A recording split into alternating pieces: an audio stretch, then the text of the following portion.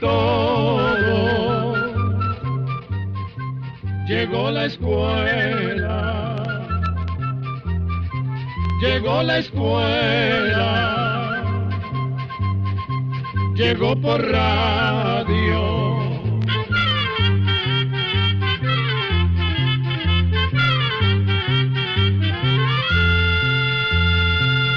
El Instituto Centroamericano de Extensión de la Cultura, ICQ, presenta su programa Oigamos la Respuesta.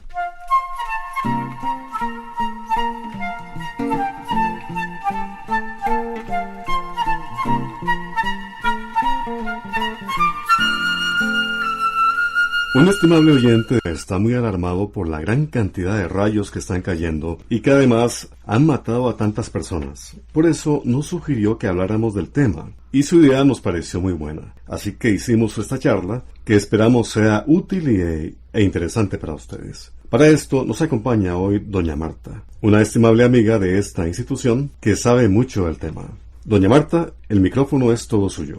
Primero que todo, muchas gracias por la invitación. Para mí, que también escucho el programa, es todo un honor acompañarlos hoy. Creo que para comenzar por el principio, como decimos popularmente, empezaremos diciendo que en cualquier forma que caiga el agua, ya sea como lluvia, en granizo o como nieve, el asunto siempre comienza igual, con la evaporación de las aguas que se encuentran en el mar, en los ríos, en los lagos y en todos los lugares que tienen agua en esta tierra. Cuando el sol calienta, ese calor convierte el agua en vaho o vapor de agua. Por ser muy liviano, ese vapor de agua se eleva. Y como en lo alto siempre hay partículas de polvo y también hace frío, esas dos cosas ayudan a que el vapor del agua se haga líquido. Pero se hace líquido junto a esas pequeñísimas partículas de polvo. Así se forman unas gotitas sumamente pequeñas y livianas, llamadas gotitas de nube. Cuando se unen varias gotitas de nube, entonces se vuelven más pesadas y caen en forma de lluvia. En muchas ocasiones, esas lluvias son muy fuertes y caen acompañadas de rayos, truenos, relámpagos y vientos muy fuertes. A esa clase de lluvias en nuestras tierras las llamamos tormentas eléctricas. Efectivamente, este año ha llovido muchísimo y hemos tenido muchísimas tormentas eléctricas, con rayos que lamentablemente han cobrado la vida de varias personas en nuestras tierras. Pero, doña Marta, díganos una cosa. ¿Qué es un rayo y cómo se forma? Bueno, vamos a ver cómo lo explico. Podríamos comenzar diciendo que los rayos son descargas eléctricas que se producen en las nubes llamadas de tormenta. Son esas nubes de color gris oscuro, casi negro, que se reconocen fácilmente porque tienen un enorme penacho. Cuando los vientos zarandean las nubes, las gotitas de agua que forman la nube suben y bajan, y este roce hace que la nube se cargue de electricidad. Cuando la electricidad es mucha, se produce una descarga eléctrica. A esa descarga es lo que llamamos rayo. Doña Marta, tengo una inquietud. El tamaño de la descarga o rayo varía mucho de acuerdo al lugar de la nube de donde sale. Sí, cambia mucho. Si el rayo sale, por ejemplo, de la parte alta de la nube, es más largo que cuando sale de la parte de abajo. ¿Cuánta cantidad de energía o corriente produce? Mire, en cuanto a la cantidad de corriente que produce, puede ser desde los 12.000 amperios hasta los 200.000 amperios. Imagínense que una bombilla o bujía de 100 watts o voltios consume menos de 1 amperio. Quiere decir que con la electricidad que lleva un rayo se podrían encender unas 200.000 bombillas o bujías. ¡Qué cosa más increíble! No creí que era tanta electricidad la que podía producir un rayo. Así es, y por eso es tan peligroso. Entre las preguntas que nos mandan nuestros oyentes hay una muy frecuente. Y ya que la tenemos por acá, se lo voy a preguntar. ¿Verdad que a veces en el verano se producen rayos? Tiene usted razón, así es. En realidad las tormentas eléctricas no son exclusivas de la época de invierno o lluviosa. Y es que el tipo de nubes que pueden producir tormentas eléctricas necesitan para formarse que haga mucho calor. Entonces se producen corrientes de aire que suben, llevándose el vapor de agua, y esas corrientes de aire favorecen a que se formen esa clase de nubes negras y oscuras. Ahora bien, Por supuesto que esas nubes son más frecuentes en épocas de lluvia, pero durante la época seca son comunes los llamados frentes fríos, que son masas de agua de aire frío que vienen del norte. Esas masas de aire frío desplazan o corren el aire más caliente de la superficie y lo obligan a subir, y eso también favorece a que se formen esa clase de nubes de tormenta. Otra cosa sobre esto es que se puede dar el caso de que una nube como estas, ya bien formada, comience a producir descargas eléctricas antes de haber comenzado a llover. Es lo que conocemos como tormentas en seco, pero como dije anteriormente, esas nubes de tormenta son más corrientes en la época lluviosa. ¿Y qué hay de cierto que los rayos buscan el punto más alto para caer? Otra vez tiene razón, sí es cierto. Por lo general, los rayos buscan el punto más alto para caer. Sin embargo, no todos los rayos caen en la tierra, pues también pueden saltar de una nube a otra y no caer en la tierra. La verdad de las cosas es que los rayos que caen a la tierra se producen más a menudo en donde hay nubes bajas que tienen mucho vapor de agua. Por ejemplo, algunas regiones, por la altura y la forma del terreno que tienen, pueden prestarse más que otras regiones a que sobre ellas se formen nubes de baja altura. Y además, que existan corrientes de aire que al mover y restregar las gotitas de agua unas con otras, hagan que esas gotitas se carguen de electricidad, produciéndose entonces tormentas con muchos rayos. Por esta razón, en esas partes se producen más tormentas que en otros lugares. También los rayos caen con frecuencia en lo que sobresale del suelo. Por ejemplo, en árboles altos, en los picos de las montañas o cerros altos, torres, antenas o edificios muy altos. Esto se debe a que estos lugares quedan más cerca de las nubes y les facilitan a los rayos su camino a la tierra. Por eso es que se producen muchos rayos en estos lugares. Y bueno, dígame una cosa, doña Marta, es que estoy aprovechando que está por acá para que nos saque de la duda. Es que no sé si es cosa mía y de muchos oyentes, pero ahora hay más rayos que antes en nuestras tierras. ¿O será que eso es solo una impresión nuestra? Miren, en realidad en Centroamérica se han formado muchas tormentas desde hace años, pues la atmósfera no siempre se comporta igual. Por ejemplo, ha habido calentamientos o enfriamientos en el Mar Caribe y en el Atlántico. A veces más vientos, otras veces menos. Se podría decir también que hoy en día nuestra población es mayor y esto hace que seamos más vulnerables a estos fenómenos. Por otra parte, la información que tenemos es más rápida y nos enteramos más de lo que pasa en lugares distantes y en nuestras tierras con mucho mayor facilidad. Por eso, a uno le puede parecer que la cantidad de rayos va aumentando excesivamente. Pero lo cierto es que en la atmósfera se dan ciclos donde hay más actividad eléctrica y otros donde hay menos descargas. Y lo que dicen los expertos en esta materia es que la causa principal por la cual se presentaron más rayos ese año estuvo asociada a que tenemos un trastorno en el clima donde las temperaturas de las aguas del Mar Caribe y del Atlántico son más altas de lo normal. Y eso favoreció a que se presentaran más rayos de los normalmente se dan. Entonces, efectivamente sí han caído más rayos. Pero tengo otra pregunta, que si no se la digo, capaz que se me olvida. Dígame, ¿a qué llaman piedra rayo? ¿Los mismos rayos tiran piedras? Aunque nos vamos cambiando un poquito de tema, se la voy a contestar. Los rayos no tiran piedras. Como dije antes, los rayos son descargas eléctricas grandes y poderosas. Cuando caen a tierra, los rayos producen un gran calor. Por esta razón, si un rayo cae en un suelo suelto y arenoso, puede formar una piedra. Esto sucede por el calor tan fuerte del rayo que funde las arenas. Entonces las convierte en una especie de piedra de vidrio llamada fulgurita. A la fulgurita también se le conoce con el nombre de piedra de rayo. Las fulguritas se forman en el mismo momento en que cae el rayo, es decir, que es suficiente que se enfríe el material fundido para que se forme la piedra. Las piedras de rayo son durísimas y pueden tener diferentes formas y tamaños. Por cierto que algunas personas confunden la fulgurita con las hachas de piedra que hacían los indios hace mucho tiempo, pero las dos cosas son distintas. Las hachas fueron hechas por la mano de las personas y la fulgurita se forma por el intenso calor del rayo cuando funde las arenas del suelo. Esas piedras que produce el rayo se encuentran a menudo en los desiertos y en los lugares arenosos. Estuve pensando en otra pregunta muy frecuente que nos hacen nuestros oyentes. Y es que a veces ni siquiera vemos caer el rayo, sino que escuchamos y vemos un resplandor. Sí, eso pasa. Y es que cuando relampaguea es porque a lo lejos están cayendo rayos. Y como están lejos, apenas se alcanza a ver el resplandor del chispazo eléctrico que hace el rayo al formarse. Pero también cuando cae un rayo, generalmente se produce un sonido o estallido muy fuerte.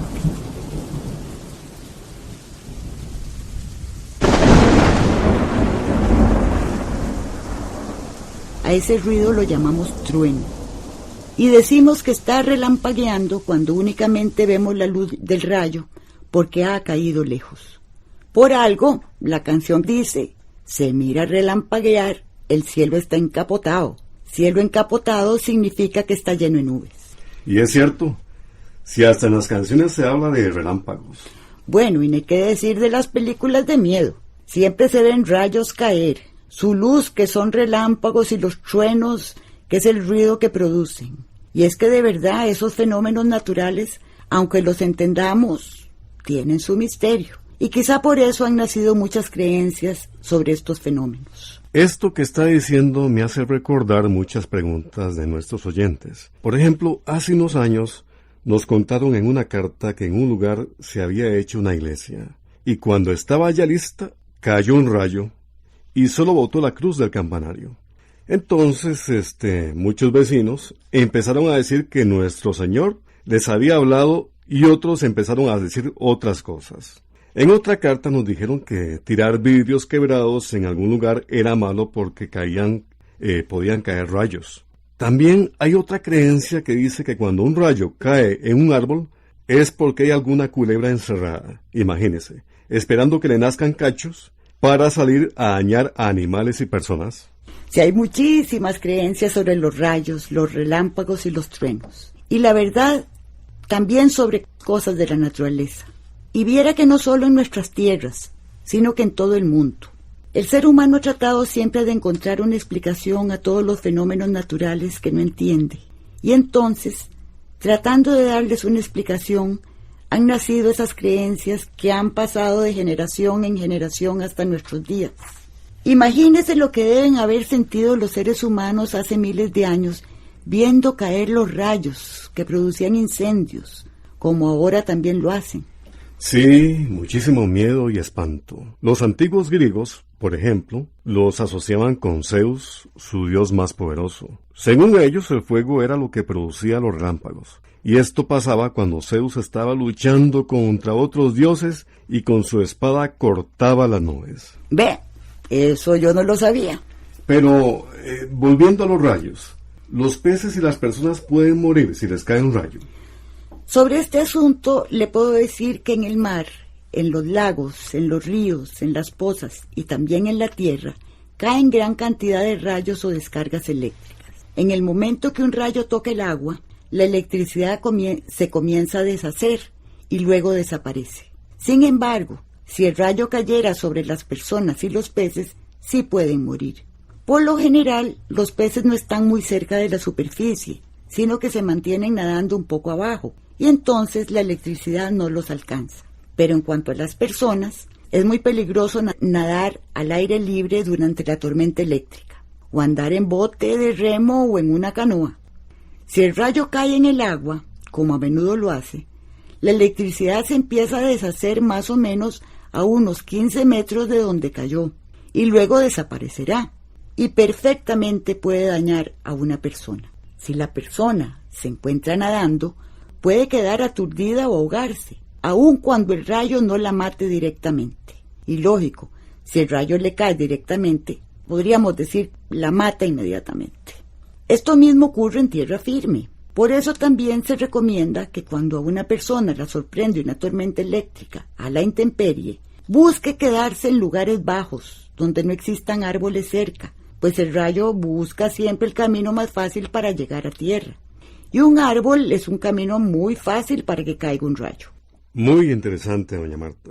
Usted nos ha explicado que esa descarga eléctrica o rayo, por lo general, busca el lugar más alto que haya para caer a tierra. Ahora, ¿por qué entonces a veces caen en otras partes? Efectivamente, por lo general, los rayos caen en los lugares más altos. Sin embargo, pueden caer en cualquier parte y muchas veces caen en el puro suelo, en un lugar plano y sin árboles. La idea de los pararrayos se basa justamente en hacer más fácil el camino del rayo, de manera que sea atraído por este pararrayos. El pararrayos es una varilla puntiaguda y metálica que se hace usualmente de hierro o de cobre y se coloca en el lugar más alto del lugar que se desea proteger. A esa varilla se conecta un cable conductor bien grueso, el cual se lleva hasta una varilla enterrada unos metros en la tierra. Esta varilla y el cable que conduce a tierra son un camino fácil para el rayo. Así, cualquier rayo que caiga en las cercanías encontrará el camino más fácil a través del pararrayos. Si mal no me acuerdo, uno de los almanaques Escuela para Todos, hay un artículo donde se explica cómo hacer un pararrayos. Un rayo puede caer en una casa si ésta tiene una estructura de metal. Si es una casa de madera, es más difícil que suceda. Además, si en el lugar hay tendido eléctrico, lo más probable es que el rayo caiga en los cables del tendido y no en las viviendas. En los tendidos eléctricos siempre hay líneas conectadas a tierra y que también pueden hacer las veces del pararrayos. En algunos casos, en las líneas de tendido eléctrico se instala un cable en la parte más alta, conectado a tierra en cada poste, y que hace las veces de pararrayos. Esto se hace para evitar que el rayo caiga sobre las líneas que llevan la corriente a las casas y vaya a provocar daños. Sin embargo, este cable no se instala en todo lado. Doña Marta, creo que entendí bien que el rayo generalmente cae en los edificios o lugares altos, pero que también puede caer en cualquier parte. Pero bueno, mire, aprovechando como le dije que usted está aquí, que nos acompaña, realmente me gustaría que nos ampliara el tema. Y es que se dice, por ejemplo, que es mejor alejarse de la cocina, mantener las puertas y ventanas cerradas, en fin. Sí, usted tiene razón. Mire, la fuerza eléctrica que tiene el rayo es enorme y puede ocasionar muchos estragos. Puede matar a la gente y a los animales, puede deshacer metales y puede producir peligrosos incendios. Por eso, cuando está tronando y está relampagueando, es que se está descargando electricidad desde las nubes hasta el suelo. Y como las cosas de metal, como el hierro, jalan con gran facilidad esas descargas, no conviene tocarlas cuando está cayendo un aguacero acompañado de rayos, relámpagos y truenos. En esos casos, más vale prevenir que lamentar, y es mejor mantenerse alejado de la cocina, de la cañería y de los otros objetos de metal que puede haber en la casa. Es conveniente también cerrar las puertas y las ventanas, porque si un rayo cae en una pared, ya tiene camino para llegar al suelo. Pero si encuentra una ventana o una puerta abierta, la electricidad busca lo que se halle más cercano para seguir su camino hacia tierra, y capaz que las ventanas o las puertas abiertas sea lo que encuentra más cercano. Entonces puede dañar o matar a una persona. Hace poco nos llegó una pregunta muy interesante. Recuerdo que nos preguntaron si un rayo se puede originar en la tierra y no en las nubes. ¿Nos podría usted aclarar esto? Con mucho gusto. Antes se creía que los rayos solamente se originaban en las nubes y descargaban en tierra o en otras nubes. Sin embargo, por medio de estudios, se demostró que en ciertas ocasiones los rayos pueden originarse en la tierra y subir hacia las nubes. Estos rayos son mucho menos frecuentes. Quizá de 100 rayos que se producen, apenas 5 vayan de la tierra hacia las nubes. Esto tiene que ver con la manera en que se cargan las nubes de electricidad. A medida que el agua se evapora y va formando las nubes, las corrientes de aire hacen que las nubes se conviertan en una especie de imanes, pues quedan con carga eléctrica positiva en la parte superior y carga eléctrica negativa en la parte de abajo. Cuando la carga eléctrica de una nube es muy grande, se produce esa descarga en forma de rayo. Ese rayo viene siendo un chorro de partículas eléctricas que avanza a través del aire y llega hasta la Tierra o hasta otras nubes. Sin embargo, en ocasiones, que como dije, son muy poco frecuentes, la carga de esa nube se presenta al revés, es decir, que las cargas negativas quedan en la parte superior de la nube y las cargas positivas en la parte de abajo. Como en la electricidad, las cargas opuestas se atraen, las cargas eléctricas negativas de la Tierra son atraídas por las positivas de las nubes. Y es así como se presentan descargas eléctricas que salen de la Tierra y llegan a las nubes. Pero como les dije, esto ocurre en muy raras ocasiones. Este tema es de verdad muy interesante. Y podríamos seguir hablando por más tiempo. Sin embargo, el programa es corto y realmente pues no quiero que se quede una cosa muy importante sin que usted nos la diga. A ver, ¿qué será? Es esto: las precauciones que tenemos que tener todas las personas cuando hay una tormenta eléctrica. Claro, es importantísimo. Y aunque ya he hablado de algunas, voy a repetirlas y agregar otras. Voy a comenzar diciendo que la primera es no refugiarse debajo de los árboles, sobre todo los que están muy solos, en campo abierto. Más bien, si la persona se encuentra en campo abierto, lo que debe hacer es acostarse, aunque se empape. No es conveniente que corra ni que trate de escaparse de la tormenta. Mejor se acuesta en forma horizontal sobre la tierra. Tal vez se puede resfriar, pero así puede salvar la vida. En las casas que están fuera de la ciudad, es preferible cerrar todas las puertas y ventanas. Otra recomendación es que las personas no caminen con los zapatos mojados ni en tierra húmeda. También hay que evitar quedarse en lo alto de los cerros o de las colinas. Es mejor buscar refugio en tierras bajas, pero que no estén cerca de ríos ni quebradas. Otra cosa importante es no manejar herramientas ni objetos metálicos durante la tormenta eléctrica, ni tampoco utilizar los artefactos eléctricos como la cocina, la lavadora, se me olvidaba, y el teléfono. Lo más recomendable es dejar de hablar por teléfono si empieza una tormenta eléctrica y no usarlo. Bueno, en caso de emergencia se tendrá que utilizar, pero lo mejor es que cuando hay tormenta no se use. Hay también que alejarse de las verjas o rejas, cercas y muros que sean de metal. Estas podrían causar la muerte de una persona, aunque la persona no las esté tocando. También es mejor tener una sombrilla o paraguas que tengan la punta de madera. Las de metal son peligrosas. Si la persona va en automóvil y hay una tormenta eléctrica, mejor que se quede dentro del carro. Estar dentro del carro es muy buen refugio. También son buenos refugios los edificios grandes como las escuelas o edificios altos. Bueno, el tiempo nos ganó. Aquí finalizamos. En nombre del ICQ y de nuestros oyentes, muchas gracias, doña Marta, por habernos acompañado hoy. Y a ustedes, les repito lo que siempre decimos en esta institución. Cualquier duda que les haya quedado sobre este tema, no duden, por favor, no duden en preguntarnos, que como siempre, estamos para servirles. Y así llegamos al final del programa del día de hoy. Mándenos sus preguntas al apartado 2948-1000 San José, Costa Rica.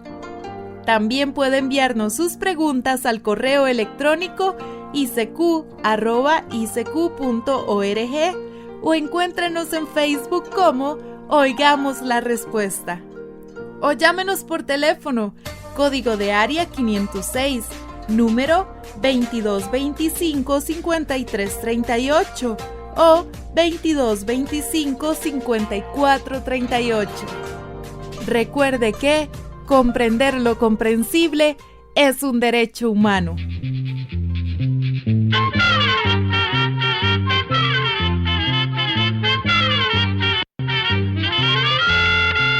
Llegó el momento